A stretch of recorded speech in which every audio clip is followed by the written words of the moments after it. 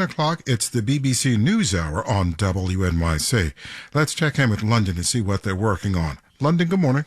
Good morning, WNYC. I'm James Menendez. Today on NewsHour, a new land route's been used to deliver badly needed food aid to northern Gaza as international pressure on Israel to allow more access continues to grow. Also, how Californian redwoods are thriving in the UK, although not yet as big. That's BBC NewsHour at 9 on WNYC. It's 8:51. We have 51 degrees out there now in the city with some sunshine. Sunny day. It's going to warm up to 68. It's going to feel like spring once again. And then tomorrow even warmer as we top 70 degrees with sunshine. It's 8:51.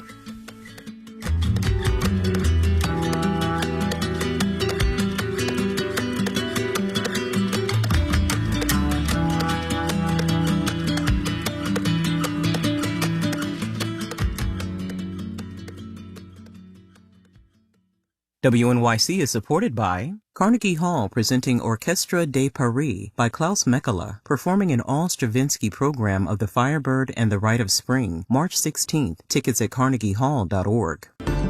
Governor Phil Murphy wants to focus attention on his budget. My friends, we have crafted this year's budget, letter by letter, line by line, to support the working families who have led New Jersey through hard times. But all the headlines are about his wife's Senate campaign. I'm Nancy Solomon. Join me for Ask Governor Murphy. We'll discuss the Senate race, take your calls, and talk about the budget. Tonight at 7 on WNYC.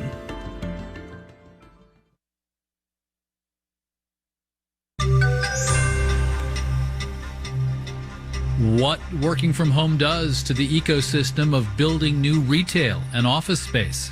Marketplace Morning Report is supported by Twilio Segment. Segment brings customer data together for real-time insights so companies know each individual like they are their only customer.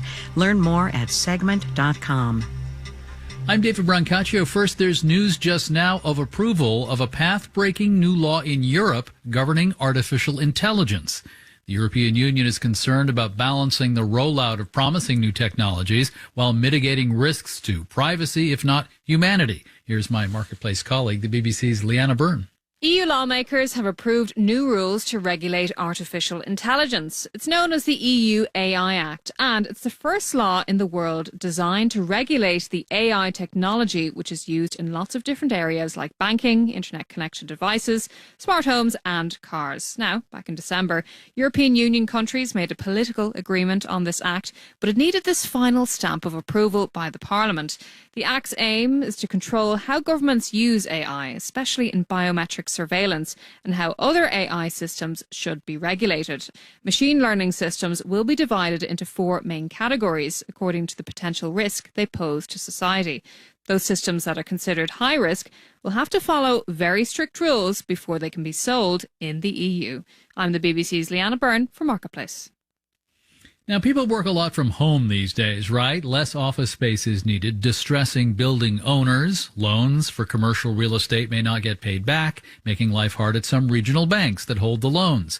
Real estate companies, banks, and this morning, let's talk about folks who design and build office space and other commercial real estate. Here's Marketplace's Mitchell Hartman. Manny Rodriguez runs Revolution Workshop, a training program for minority workers to enter the Chicago building trades. So he sees the construction economy from the ground floor up. Look at how many cranes are in the sky, right? There's probably 2 cranes in the downtown area. And it's a little scary because that's a lot of the work.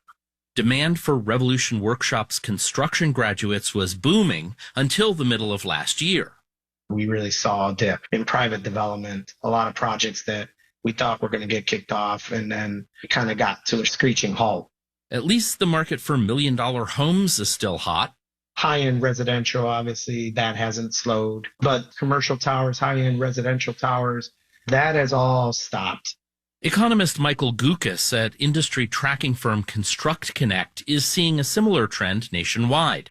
We're seeing many more projects that are being abandoned. And I think that much of that has to do with the financial markets. Interest rates are high and credit's tight. But not all commercial construction's doing poorly, says Richard Branch at Dodge Construction Network. Things like K through 12 schools, laboratories, life science buildings, data centers, manufacturing in there as well, thanks to the Inflation Reduction Act as well as the CHIPS Act. They're all doing very well.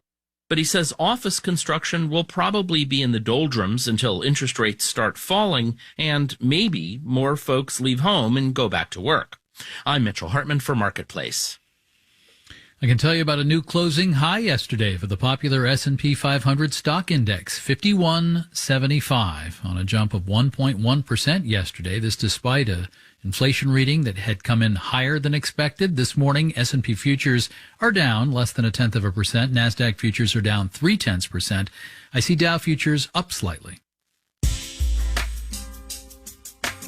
Marketplace Morning Report is supported by Palo Alto Networks. Palo Alto Networks delivers what's next in cybersecurity innovation to protect today's digital way of life. Learn more at paloaltonetworks.com. And by Schwab, helping people invest in ideas they believe in with Schwab investing themes, with more than 40 themes to choose from. More at schwab.com. Time to take the Marketplace Economic Pulse. Views on the economy from a range of perspectives. As the pandemic eased, people have gone back to traditional gyms. The International Health Racquet and Sports Club Association finds usage at gyms up more than 8% last year worldwide. What is this doing to or doing for a business model built on remote rather than in-gym fitness? Jeff Witherspoon is a retired Army officer who got his MBA, who then founded what's called E2M Fitness. Stands for Eager to Motivate. Mr. Witherspoon, welcome. Hey, how's it going? You know, when you're thinking a fitness program that you don't have to go to a gym, but even if you went to a gym, I think of paying monthly. Yes, going to a gym, you're going to end up paying subscription fees, but